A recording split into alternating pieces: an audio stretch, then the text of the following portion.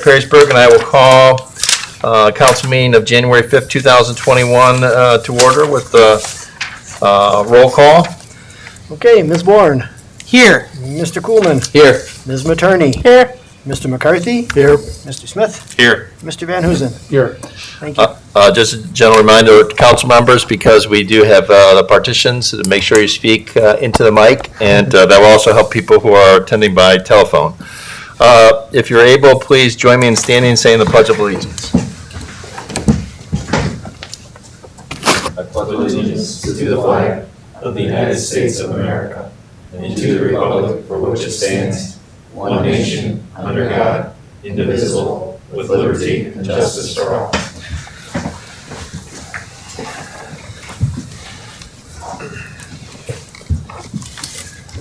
And as a general reminder, because I just hit my head while I stood up, to make sure you give yourself plenty of room when you stand up. All right. Minutes from the council meeting of December 15, 2020. Thank you, Mayor. I do have the minutes. I believe everyone has received a copy of those.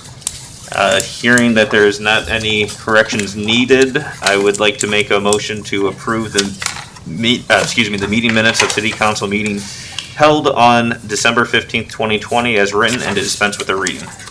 Second. Roll call. Okay, Ms. Bourne. Yes. Mr. Coolman. Yes. Ms. Materney. Yes. Mr. McCarthy. Yes. Mr. Smith. Yes. Mr. Van Hoosen. Yes. Thank you. Special reports. We have no special reports. Letters, communication, and citizen concerns. If any resident has a question or comment, this is your opportunity. Hearing none. Administrative reports.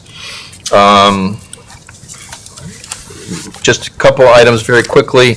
As everybody knows, John Eckel retired, and so did Jeff Studer. We want to wish them both long and happy retirements. There's lots going to be going on this year, but at this time, we'll wait to move some of that forward. But I would, as mayor, like to recommend Jessica Kemp and Christopher Patrick as reappointments to the Citizens Parks and Recreation Advisory Committee for a second term. So the council can address that. President's report, or if you want to do it now, we can do it now. Whatever you prefer. We'll just wait till the All right, council. very good. Administrative report. Good evening, everyone. I've been asked to give a little bit of an update regarding some questions that have come about from some of the council members regarding the city's employee COVID policy. So you may recall back in, April of this year, we passed a policy, internally administrative policy, declaring who was a critical, non-critical staff member and what that meant if you were critical or non-critical. Also in April, we amended that by adding the CARES Act language for extended family medical leave or expanded family medical leave and emergency paid sick leave, according to the federal guidelines. We actually had nobody who requested any expanded family medical leave, nor did we have anyone utilize the emergency paid sick leave. We did have one employee who requested to apply for that, but he was not eligible based on the fact that he was a critical employee and they were exempted from the policy. That policy expired this past December 30th, along with the federal policy. What we have done since then, and since we had implemented that policy back in April, is we internally had provided our own paid administrative leave policy for COVID-related issues for an employee. If an employee either had to isolate or quarantine for themselves or because of immediate household family member, we accorded that person up to 80 hours of paid admin leave. And we've extended that with the sunsetting of the federal policy, since there was not any users of those policies. We simply extended our own internal city policy for up to 80 hours of paid admin leave through March 31st of this year. So we do have cases of COVID, employees that have to isolate or quarantine because of themselves or because of household family members. We maintain social distancing at all times as much as possible, because obviously some of our staff work in close quarters with each other if they're working on certain projects or tasks. If that's the case, they have to wear masks. If you're in your offices, in your own space, you don't have to wear your mask, but if someone comes into your space, they have to wear their mask. We are still not allowing carte blanche to outside citizens into our buildings. It's by appointment only. So we're trying to do our part to do that. We have prioritized our own internal work to make sure that those things that are mission critical get done with the hands that we have available at that time. And then the rest of the work falls to the intermediate and lower levels of prioritization to make sure we can get those main tasks done. So far, we've not really had to subcontract out any work at any level to an outside agency because of our inability to do it with in-house staff because they were not available. The only times we have done that was because the project was too large for us to manage internally. So that is something, no matter what our staffing levels would have been, we would have farmed that out due to the nature of those projects. But I know that Councilman Smith may have some additional questions. I do, thank you, Bridget. And one request real quick as well I've received from someone listening in on the phone is if we can please state our name before we speak, so that way they know who is speaking. Right now, it's hard, I guess, to differentiate the voices. So this is Council President Smith.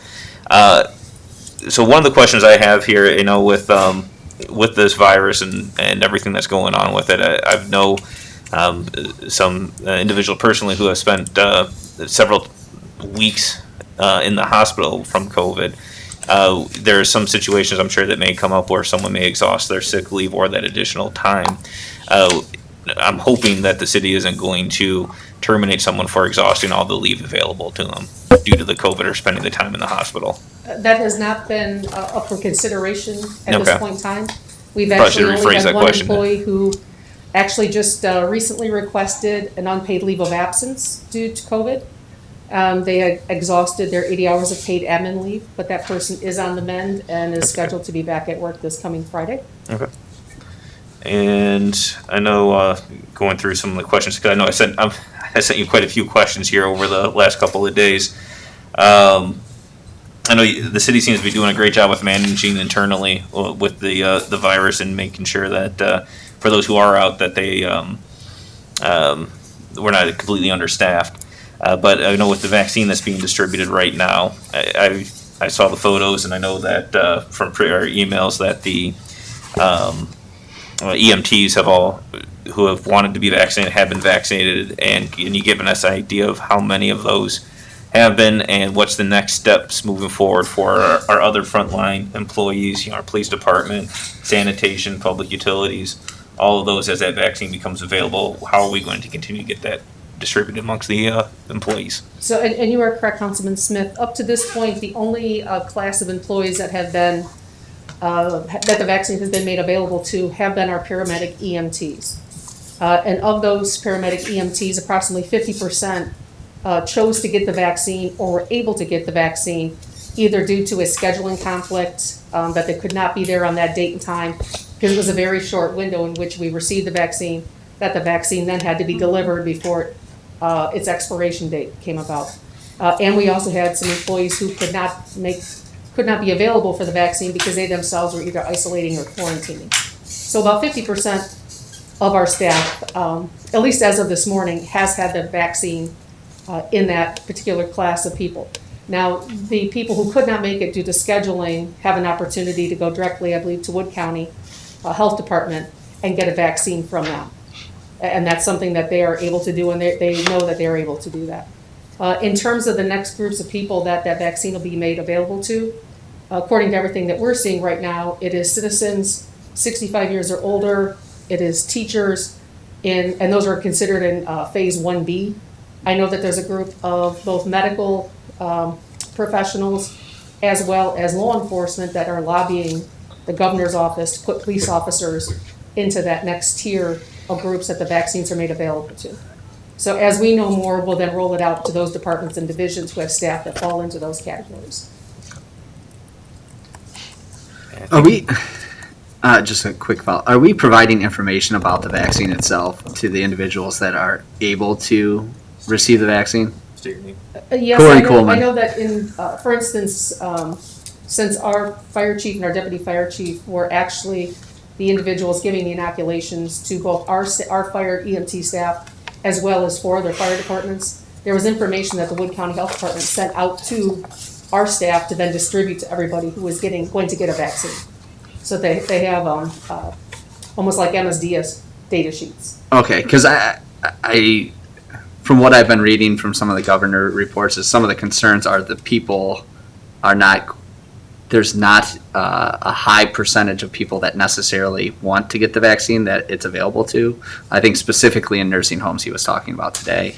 And I believe part of that may be they're not getting information about what it is, how vaccines are made. And I just want to make sure that's getting made available to our That employees. should have been distributed as part of the packet that we received Perfect. from Wood County. Perfect. Thank you. I'd like to make two comments. One, I think it's very short-sighted of the state government to not include law enforcement in the Phase 1A. They're frontline. They're out there with the fire and the police 9 times out of 10. Second of all, I'd like to commend the employees because every time I look over at a city employee, and it's really weird to see them all wearing face masks in the pickups, but they're doing a good job, I think. I will certainly let the staff know that. And one other item, I think I reported earlier this morning, or perhaps yesterday, that we had 4 applications for the vacant city council seat. As of tonight, we have 5, and I'll be scanning and forwarding that to you either tonight or tomorrow morning. Just a reminder for the rest of the council on those applications, I don't want to discourage anybody. If any of the council members receive an application, I believe that we should consider that as well. And if you do receive that, please distribute that to the other council members. Yeah. President Smith, Councilwoman Deborah Bourne. I have had some people ask me if they could write a letter as well to any of us. Can they do that? Does anybody have any issues with that on council? I don't have an issue if someone wants to submit their name. My thought is even a resume would be Okay. sufficient enough. Thank you. Yeah, if council wants to then have the administration just pass it out, to make sure it gets distributed, that we're happy to help accommodate that. Okay. I would assume someone, Corey Coolman, I would assume someone's compiling all these so that we have kind of a comprehensive list on the 15th. Yes. Is that being taken? I just want to make sure because I'm not reading them as they come in. I would like to read them all at once. Yes, the To goal be- will be once the morning of the 16th hits, that we will have them scanned, sent in to all of the council members with a cover list of what applications are included. So you just Perfect. have one document you can look at. Perfect. Thank you. Finance Director, welcome back up to the dais. Yeah, thanks. I have no report per se, but I think if it's all right, I'll jump ahead here to the Finance Committee. Because I talked to Councilman McCarthy and Bourne earlier this week. We're kind of hoping to not have a committee meeting this month because we don't have a chairman. But I have one piece of legislation that I guess needs to go through, and it's almost a housekeeping measure. It's to renew a contract with our preparer for our gap basis financial reports. So after presenting the 2 remaining councilmen with the proposal and I guess talking about it a little bit, we decided to forego the Finance Committee meeting, and the piece of legislation will just be brought to council at the next council meeting. So, just want to make sure everybody's aware that's what we're doing, and that's as close as I'm going to have to a report tonight. Good, thank you. So if anyone has any questions, it'll be in the packet, and there'll be a summary of it. And Right, so if you have just any like questions- usual. that's right. Right. So they can ask any questions they have at the meeting or prior to that. Okay, thank you very much, Dave. Law Director? No report. Thank you. President of Council? Thank you, Mayor. I do have a few things to report on. The first one is for the Appointment Review Committee that met just prior to this meeting for the 2 individuals that you have presented to us. They were Jessica Kemp and Christopher Patrick for the Citizens Park and Recreation Advisory Committee. We recommended 2-0 to approve those reappointments, and at this time, I would like to entertain a motion to approve those 2 candidates. moved. McCarthy moved. Can I have a second? I second. Okay. So, Discussion? Roll call? Okay, Ms. Bourne, Yes. Mr. Coolman, Yes. Ms. Materney, Yes. Mr. McCarthy, Yes. Mr. Smith, Yes. Mr. Van Huzen. Yes. All right, thank you. And then I have two other things here. The first is I received an email, this is for all the council members up here, as a reminder that our 2020 financial disclosure statements are going to be due here for the Ethics Commission. The deadline is May 17th, 2021, unless you are a candidate in any of the elections, you should receive some emails on that. So if you're a candidate for this year, it looks like it's October 4th or something like that, but I'd reach out to the Ethics Commission for verification. And as a reminder to anybody who is appointed to this opening position, they will have to also do a filing within 15 days after being sworn into to the office. So just a reminder out there, I don't know if that's something that we can remind anybody who's putting that in, or whoever gets that appointment, Dave, if you can give them that little nudge. Heads up, yep. And then the other thing, I know that a few of us received an email from Dave Kenzel regarding a concern with his sign. I know I talked with him today. I believe I recall this coming up in Planning and Zoning Committee a few years ago. And I know that at that time we thought it was resolved. I don't know if this is something that the committee might be willing to discuss with the administration at the committee level, or. Yeah, this is Tim McCarthy. We can do that if you'd like, but this, I think, all is attributable to the revised code section 660.16. And I don't know if that falls more in the safety area or the service area or the planning and zoning area. I mean, This is Bridget Cabot, the city administrator. Councilman McCarthy, I think a couple planning and zoning committee meetings ago, we talked about signage in city right away that was not cities, not a governmental unit's signage. And I think we confirmed with the committee at that time that there was not a desire to amend that section of the code to allow anybody to place any signage in the city's right away at all, because it was a question of who do you allow to put signage in, who do you exclude from that. So my recollection is the committee looked at just leaving the language as it is, but at the next planning and zoning committee, we can bring that section of the code back and have that discussion. okay, that's fine. I didn't remember that we had talked about that, but It you have came a up- better memory than me. It came up in the context of Maple Street. Well, I recall this conversation years ago. Have we seen Mr. Kinzel's most It recent? came in yesterday, Okay. and it's something that Kate and I have not had an All right, opportunity yeah. to review, along with Brody Walters and Planning and Zoning. And This is, we will prepare a response. Okay, well, I looked off it, that's nice. this is Jam Attorney. My biggest concern is liability issues when you put a sign in, especially like that, and whether or not conforms to national traffic manual, national. Manual of Uniform Traffic Control Devices. Thank you. Sure, easily said. Because if it doesn't, then not only will he have liability, but the city will too. That's case law. I know one huge case in Southern Wood County that cost ODOT $3 million, so. Well, we can We bring will it bring to the. that section of the code back to Planning and Zoning for additional discussion. One of the questions I'll ask real quick on this is just to the administration, is there any thought given of, with the entrance into River Place and this is Councilman Smith, for the two entrances there, putting a sign in there or working with him to put a sign that states no trucks can go into those drives? He does, I believe, have those internal to the property, if I'm not mistaken. Would the city be, But again, it goes back to the city's current code says that any non-governmental sign is not permitted.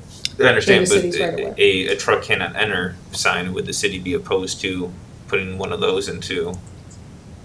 I would have to take a look at the current layout and the signage along State Route 25. Yeah, there would be some traffic, so if you were turning in, say you're a big truck, would you be better to go in and find out you can't stay, you shouldn't have ever made it? Or would you be better to That's- stop right in the middle of the road while you're making a To turn? know that you can't go in there? So, we'll have to, that'll be something we can certainly talk about. This, this is Jam Attorney, and that's the biggest issue. Once they turn in, they can't get back out.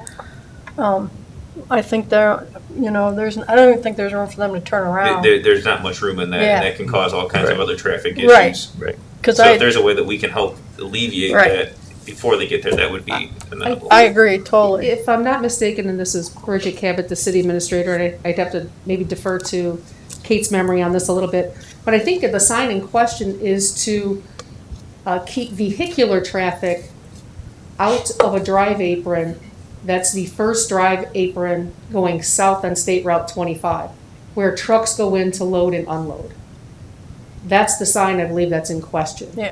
He does not want vehicular traffic going back there because that's where the truck traffic is supposed to be. So I thought the sign in question is the service entrance sign that's on the right of way.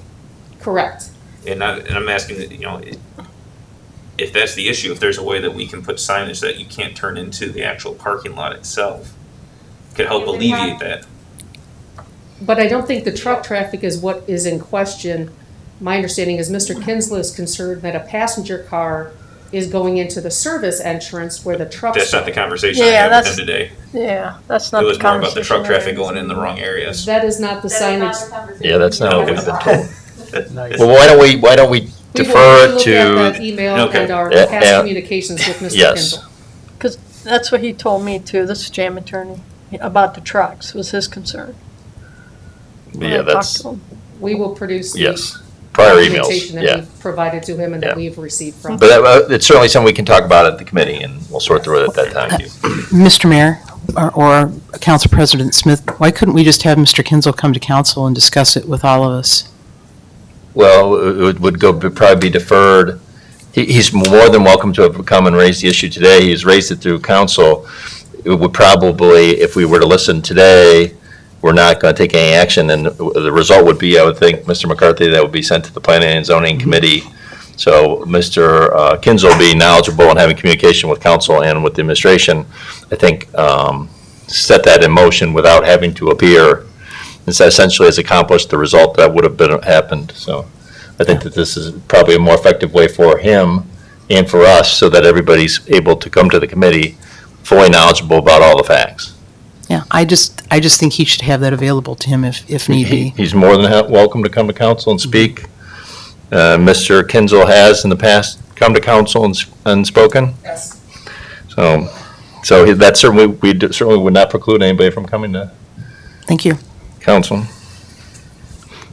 And that appears to be the end of my report. Okay, thank you very much. We already did finance, safety. Oh, okay. There is no, I have no report, we have no legislation. Our next meeting is Wednesday, January 27th at 5:30 PM. Thank you. Recreation, Thank you, Mr. Mayor. I do not have any legislation or a report, but I will tell you that we are going to be meeting next Tuesday on January 12th at 6:30. very good, thank you. Thank you. Planning and Zoning Committee, Ms. McCarthy? Oh, do I have the wrong?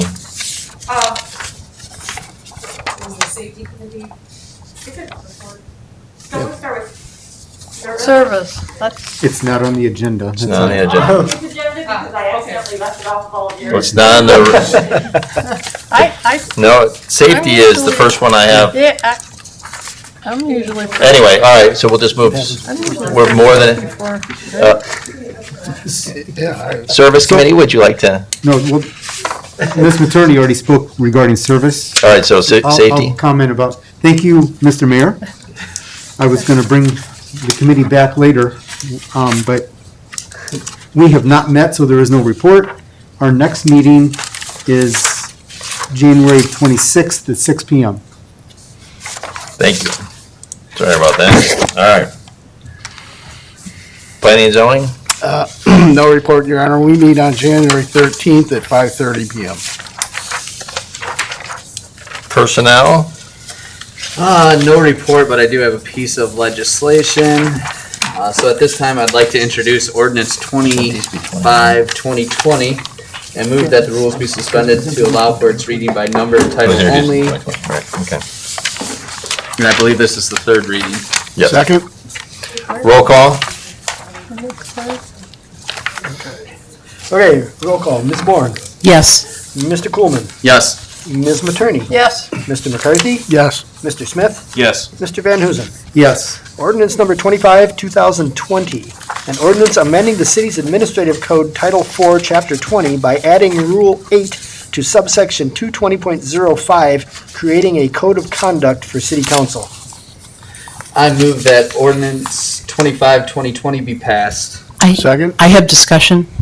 All right, hold on. So, moved and seconded by Mr. McCarthy. Discussion? Yes, Councilwoman Bourne, I have discussion. I have a statement on this that I'd like to make regarding ordinance 25, 2020. The ordinance turns this council into a court and creates a quasi-judicial action. In a quasi-judicial action, the accused council person must be granted due process rights and granted appeal rights under Ohio law, under Ohio Code Section 2506.01. To begin to say that this ordinance will not have a financial impact is inaccurate. A censure hearing, like any quasi-judicial action, will require a court reporter, which will cost money to make a record for the purpose of creating a transcript. The purpose of a transcript is to create a record that can then be appealed to the Court of Common Pleas, and which City Council will have to defend either, one, at the cost to the city, or two, cost to our insurer, which begs the question, will our insurance carrier even defend an appeal of a decision to censure? As this ordinance creates is a quasi-judicial hearing, this ordinance grants the accused councilperson due process rights. He or she must have the right to depose witnesses, subpoena evidence, and subpoena witnesses. Does council understand that and can of worms they are opening with court reporters, hearing depositions, subpoenas, and appeals? Frankly, I think the ordinance violates the due process. One easy example is that it sets an arbitrary 3-minute time limit for the accused councilperson or their counsel to make their closing statement. That is an arbitrary time picked out of the sky, and by itself is probably enough cause for a court to throw this ordinance out. If a hearing takes a whole day, then it takes a whole day. In a quasi-judicial manner, council or any body cannot limit matters like closing statements to an arbitrary 3 minutes. Why not 5 minutes? Why not 9 and 15 seconds? The arbitrary hearing rules in this ordinance will not be upheld on either, one, the appeal of a decision to censure, or two, a challenge to the legal validity of this ordinance. The ordinance also is flawed in that it does not say when the evidence is to be exchanged. The day of the hearing, the week before, or is all that just a surprise evidence? The ordinance even allows the accusing council member the right to vote on the decision. This is a blatant conflict of interest. One cannot make an accusation against the accused in a quasi-judicial matter, then make a case against the accused, and then vote against the accused. This is an unacceptable conflict of interest in a quasi-judicial action. The hearing body must be independent. If a council member wants to criticize a fellow council member, fine, they can do so at a council meeting on the record. If council wants to remove a council member, fine, there is a procedure in our code to do so. However, let's not enact an unnecessary and probably illegal ordinance that turns this council into a court. The lawyers on this podium should know this ordinance will not stand up to a judicial challenge. We will regret this ordinance if passed. I think it is unfortunate and unnecessary, and I will vote against it. Thank you. Councilman Smith, question to our attorney, is this something that you see as a liability for the city? No, I researched the standard for whether or not it is a quasi-judicial hearing, and with the way we have it laid out, no, I do not believe that it would be a liability for the city. Can you explain why? Councilman Coolman. Sorry, Law Director Sandretta. Thank you. Primarily because you are not, the consequences of the hearing are not that of a quasi-judicial matter. So there isn't the ability to put anybody in jail, there isn't the ability to fine anybody, there isn't the ability to remove the person from city council.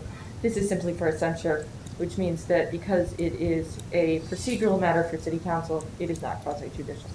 Are we I just want to be clear, is censorship common to have a procedure for in other legislative bodies? Yes, very common. Okay, are those considered quasi-judicial actions? Only if they go beyond that, beyond censorship. Okay. I'd like to add, this is Tim McCarthy. The ordinance as written does provide for due process. I mean, due process can take all sorts of different forms, and its most basic element, it's notice and opportunity to be heard.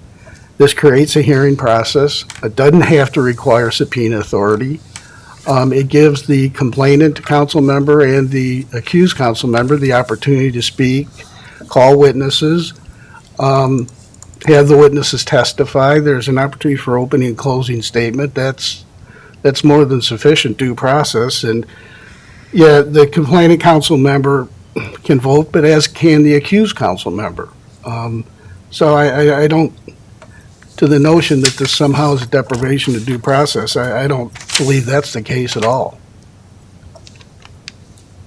I just, since I'm one of the lawyers that was addressed that sits on this council, I took part in crafting this carefully with another attorney, Tim McCarthy.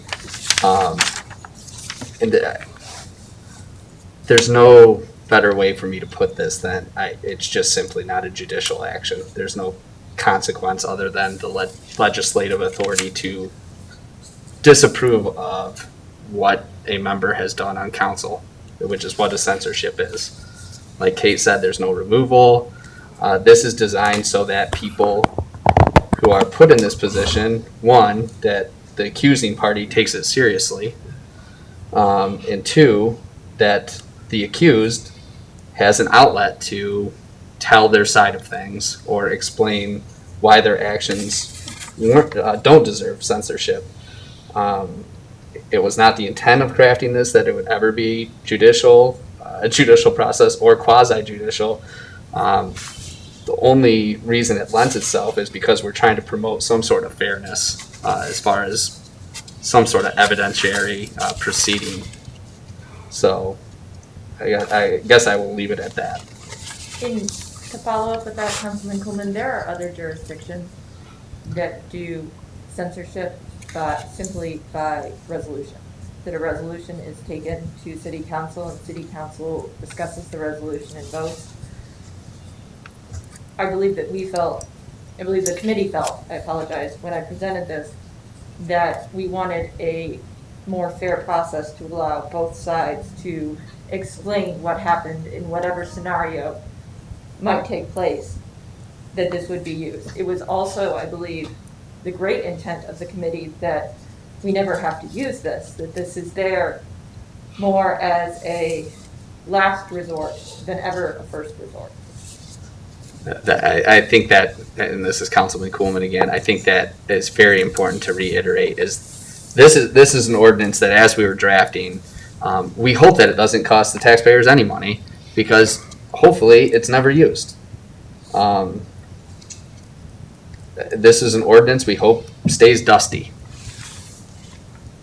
So I will be supporting it and hopefully never a part of any part of this process that was designed. This is Councilman Smith. I would just want to thank the Personnel Committee for taking this upon their shoulders to look through. I know I'd asked to have this as a conversation moving forward. And when I brought this up, thank you, Ms. Andretto, for also mentioning that this is something that I don't think any of us ever want to actually see the light of day have to be used. But to have the ability here is just a way to make certain that the only option that we had is either to do the resolution, as she has mentioned, or try to remove a council member. And I don't think that's anything that any council member up here ever would want to do anyways. And this is just a ability to help maintain decorum and to have a open and honest process. And so again, thank you to our personnel committees and one member who is unfortunately no longer a part of city council for working on this to get this through. And I know that it was recommended 3-0 for passage out of the committee. Any other discussion? If not, roll call. Okay, Ms. Materney, Yes. Mr. Smith, Yes. Ms. Bourne, No. Mr. McCarthy, Yes. Mr. Van Huzen, Yes. Mr. Coolman. Yes. Thank you. Mr. Smith, did the council want to address the opening on the, I was going to bring that up in other business. okay. Okay, and that's the end of my personnel committee, I think. Thank you. We have a meeting this Thursday at, I believe it's 5:30. And nothing further. Very good, thank you.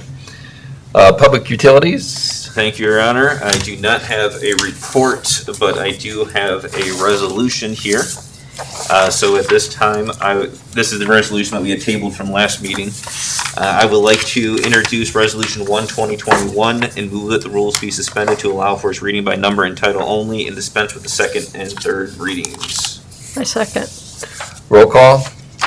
Okay, Ms. Bourne, Yes. Mr. Coolman, Yes. Ms. Materney, Yes. Mr. McCarthy, Yes. Mr. Smith, Yes. Mr. Van Huzen. Yes. Resolution number 2021.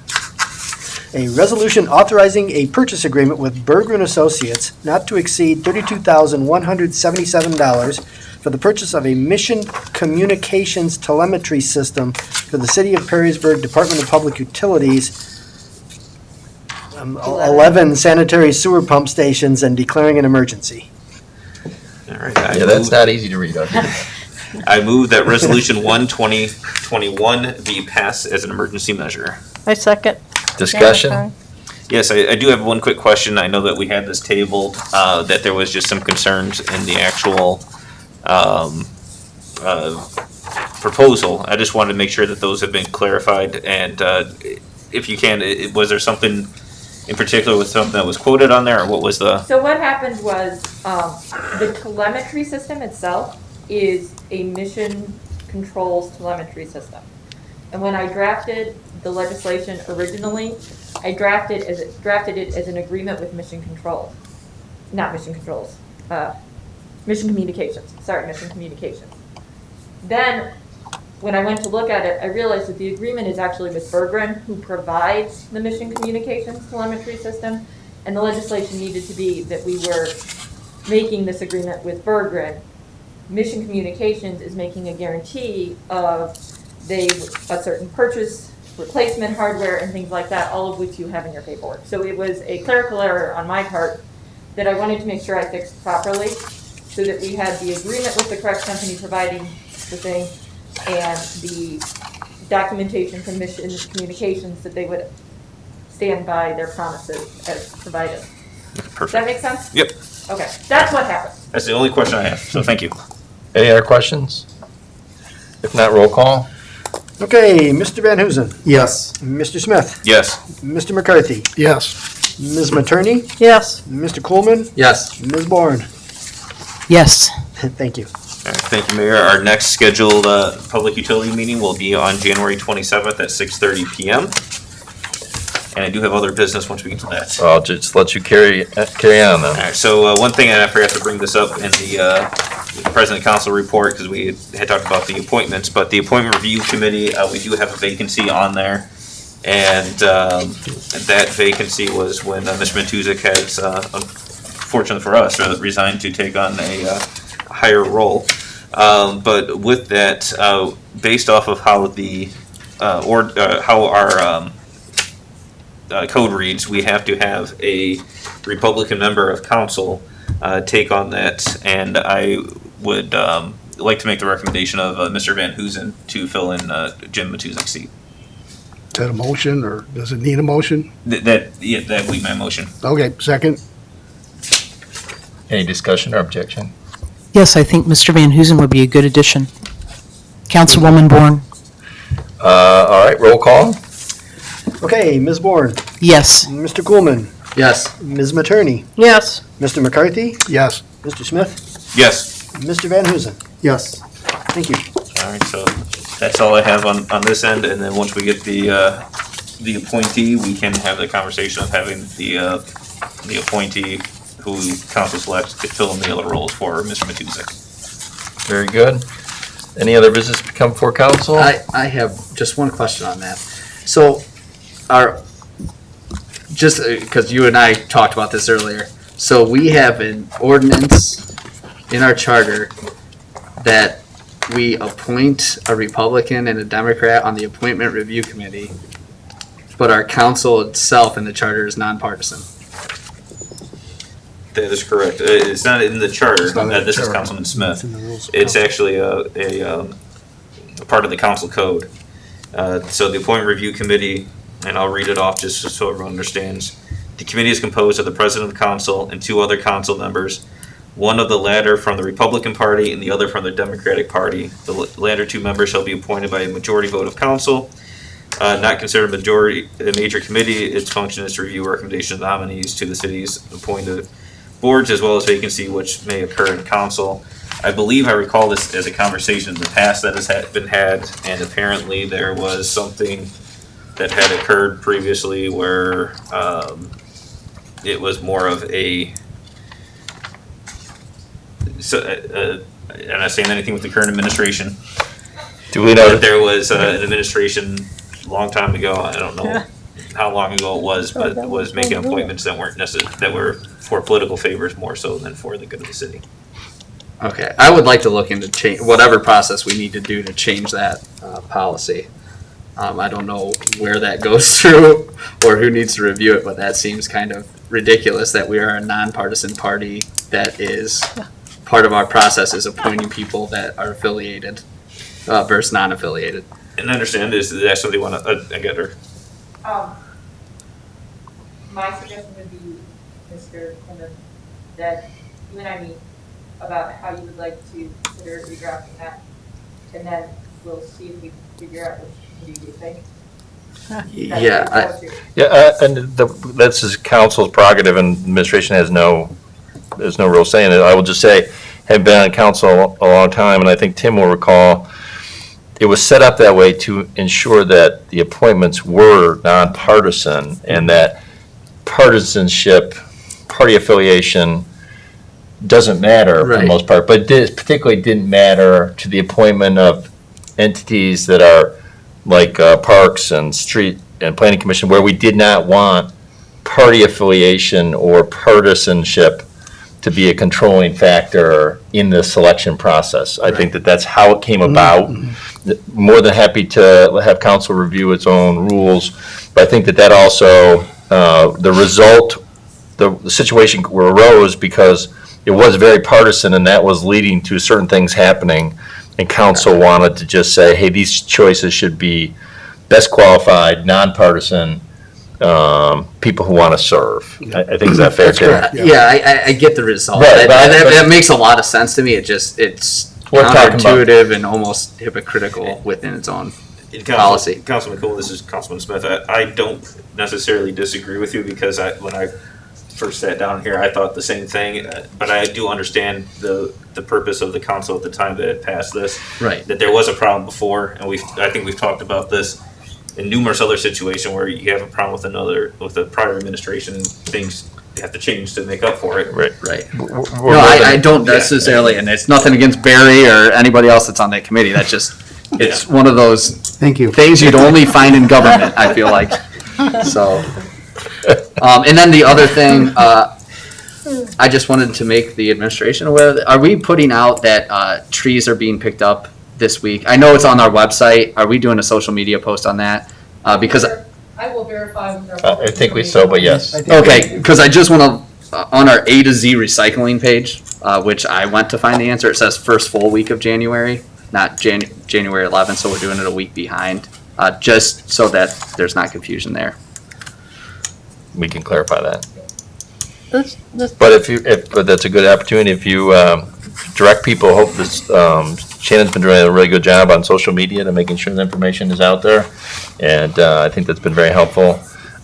So if you have any suggestions like that, or you know something that should be posted on social media, let us know, because she's Right. always looking for ideas or. And I cannot speak highly enough of the new city webpage as far as I've used it. It's been great, so please pass that along. Thank you. We will pass that along. Yes. I have a comment I'd like to make. Well, sure, go right ahead. Councilwoman Attorney. It's just a comment on an earlier question about the open position. Just writing an email or letter to saying you're interested is fine, but it kind of does a disservice to everybody who took the time to pull petitions and fill them out and send them in. But that's something council can, certainly it's free to consider, but yeah. Very good.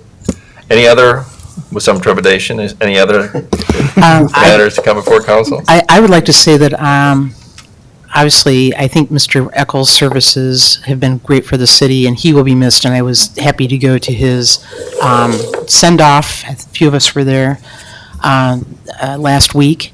And also, I wish we could have had something for Jeff Studer, the animal control officer. And I would like to see, if possible, if we could have that position opened up again for the animal control. Do you want to respond? I mean, that's a recommendation from the police chief. but- I can certainly relay that to Chief Jones, but he's done a lot of research on this topic. And the reality is that the last several years, our police officers are the ones who are responding to those calls because they're outside of the animal control officers' regular business hours. So that's something that we'll continue looking at and monitoring. We have a short-term partnership put together with Wood County. So we're going to take advantage of that and work through any issues. And if it turns out that it's not working out to our advantage and to our residents' advantage, we'll look at refilling that position. I would just add to that the administration's spent a significant amount of time reviewing that question, particularly Chief Jones, and how best to use his team and its available services and how they could best serve the community. So he did a yeoman's work in evaluating how best to proceed and made some recommendations regarding that. So, but we're happy to, if it isn't working, we will certainly look at it again. Councilwoman Bourne, just one more thing. I'd like to say, if we could bring that position back, it would be good for the community. People really like the animal control officer and the personal touch that goes along with it. Thank you. Thank you. Councilman Coolman, and I will be very brief because I want to get out of here as well. If you could, you mentioned Pat's done, Chief Pat Jones has done significant research on that animal control. If he has memorialized that in an email of why that makes sense to. Yeah, there's a whole It would memo. be- I thought we Yes. received. this Yeah, I think council- there was a whole memo distributed, but we can Yes, have it's- that. I might have missed it then. As part of a weekly update, probably a month and a half ago, Okay, it was an attachment to that, but I'll resend it out to all the council. that would be excellent. Thank you. Thank you very much. Anything else? Jonathan Smith will make a motion to adjourn. Hearing no objection, we are adjourned. Just the application. Must have missed that update. Have his own attachment. Yeah. Okay. Same spirit.